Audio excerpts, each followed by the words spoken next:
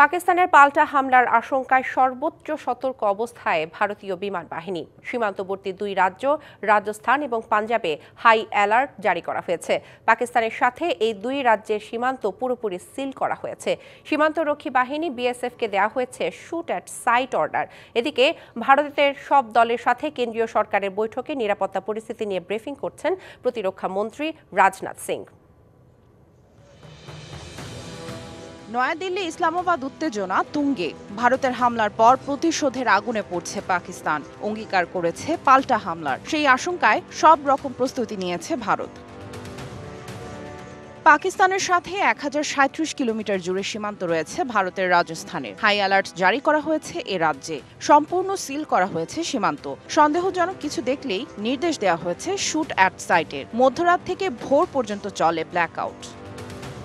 একনল hand wash 100% paraben free, তাই নিরাপদ হাতের জন্য আস্থা রাখুন একনলে। পাঞ্জাবেও জারি হয়েছে হাই অ্যালার্ট। এই দুই রাজ্যের সব পুলিশ সদস্যের ছুটি বাতিল করা হয়েছে। আকাশপথে দফায় দফায় টহল দিচ্ছে বিমান বাহিনী। কার্যকর করা হয়েছে ক্ষেপণাস্ত্র ও ড্রোন প্রতিরক্ষা ব্যবস্থা। নিষিদ্ধ গণজমায়েত, বন্ধ রয়েছে স্কুল। এমন পরিস্থিতিতে ভারতের কেন্দ্রীয় সরকারের ডাকা সর্বদলীয় বৈঠকে নিরাপত্তা ব্যবস্থা নিয়ে ব্রিফিং করেছেন প্রতিরক্ষা মন্ত্রী রাজনাথ সিং। বৈঠকে পেহেলগামে সন্ত্রাসী কাণ্ডের জবাবে কেন্দ্রীয় সরকারের পাল্টা পদক্ষেপের প্রতি পূর্ণ সমর্থন জানায় সব দল।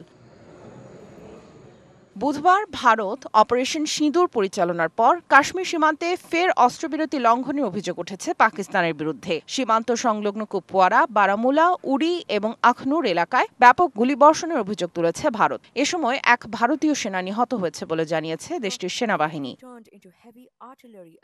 এদিকে লাহোরে ভারতের একটি নজরদারি ড্রোন ভূপাতিত করার দাবি করেছে পাকিস্তান। এর জেরে করাচি, লাহোর এবং শিয়ালকোট বিমানবন্দরে ফ্লাইট কার্যক্রম সাময়িক স্থগিত রাখা হয়েছে।